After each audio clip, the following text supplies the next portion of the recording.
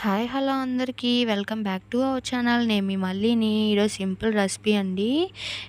సింపుల్గా చేసుకోవచ్చు. Simple process. Bachelors కూడా చాలా ఈజీగా చేసుకోవచ్చు. ప్రాసెస్ అనేది ఇప్పుడు చూద్దాము. నేనైతే బాండలు పెట్టుకొని కొద్దిగా పల్లీలు, జీలకర్ర, ధనియాలు వేసి బాగా దోరగా వేపుకోవాలండి. వేపి ఫ్యాన్ గాలికి ఆరబెట్టండి. వేడిగా మిక్సీ పట్టుకోకూడదు. అది వేస్తే పులుసు అనేది టేస్ట్గా ఉంటుందన్నమాట. కొంచెం చిక్కగా కూడా ఉంటుంది పులుసు. ఇప్పుడైతే నేను ఆయిల్ పెట్టుకొని బాగా మరగనించాలండి ఆయిల్. నేను ఫస్ట్ వంకాయ కట్ చేసి పెట్టుకున్నాను. 4గా కట్ చేసుకోండి, లేదంటే మీకు ఎలా ఇష్టమైతే అలా కట్ చేసుకోండి.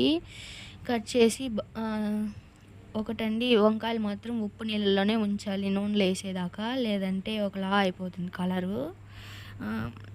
వాష్ చేసి పెట్టుకున్న వంకాయల్ని ఆయిల్ వేసి బాగా ఫ్రై చేసుకోవాలండి. కలర్ తిరిగేదాకా ఫ్రై చేసుకోవాలన్నమాట. అట్టని నిండా ఉడకనియకూడదు, లైట్గా ఉడికితే చాలు.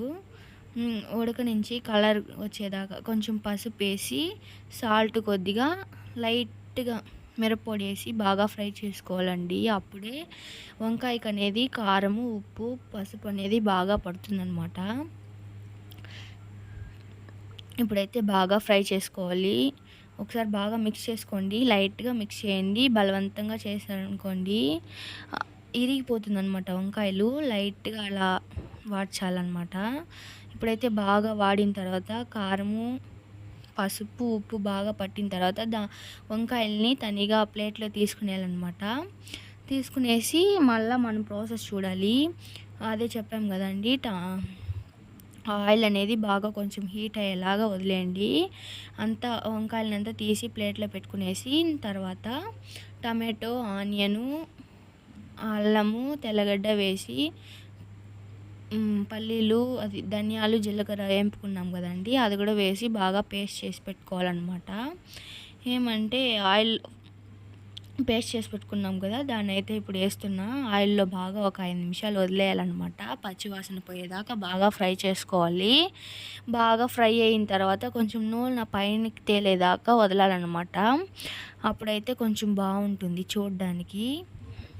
ఇప్పుడైతే మేము కొద్దిగా కొత్తిమీర, కరింపాకు వేసామన్నమాట. వేసి బాగా ఫ్రై చేసి వదిలేయాలన్నమాట. మిక్స్ చేయండి, అప్పుడే ఆ స్మెల్ అనేది బాగుంటుందన్నమాట. ఇప్పుడైతే ఒక 5 నిమిషాలు ఉడకనించండి. ఉడికిన తర్వాత మనం వేయించుకున్న వంకాయలు ఉంది కదండి, అది వేసి బాగా మసాలాలో వేయాలన్నమాట. అప్పుడు మసాలా వంకాయకి బాగా పడుతుంది. వంకాయలు అనేది కూడా చాలా టేస్ట్గా ఉంటుందన్నమాట. మసాలాలు వేసి 5 నిమిషాలు ఉడకపెడితే, ఉడికేసిన తర్వాత చింతపండు నీళ్ళు కొంచెం కొద్దిగా వేయండి. నిండా ఎక్కువ కాకుండా కొద్దిగా వాటర్లో చింతపండు కలిపి కొద్దిగా యాడ్ చేసుకోండి. అంతేనండి, రెడీ అయిపోయింది. ఎంతో సింపుల్ రెసిపీతో, సింపుల్ ప్రాసెస్తో నూనె గొత్తంకాయ రెడీ అయిపోయింది. ఇంకొక 5 నిమిషాలు నూనె పైన తేలేదాకా ఉడకనిచ్చేసామంటే రెడీ అయిపోతుంది. అంతేనండి, ఇంతే సింపుల్ ప్రాసెస్ అండి. బ్యాచిలర్స్ కూడా చాలా ఈజీగా చేసుకోవచ్చు. చూసారు కదా ఎంత ఈజీ అనేసి. మీరు ట్రై చేసి ఎలా వచ్చిందని కామెంట్లో తెలియచేయండి. నా ఛానల్ ఫస్ట్ టైం చూస్తున్నట్లయితే లైక్ చేయండి, షేర్ చేయండి, సబ్స్క్రైబ్ చేయండి. Thank you for watching. ఇప్పుడైతే లాస్ట్లో మేమైతే ప్లేట్లో వేడివేడిగా అన్నం వంచాము, వేసుకొని తిన్నాము. ఎలా ఉందంటే చాలా సూపర్గా ఉందండి. మీరు కూడా ట్రై చేసి ఎలా ఉన్నదని కామెంట్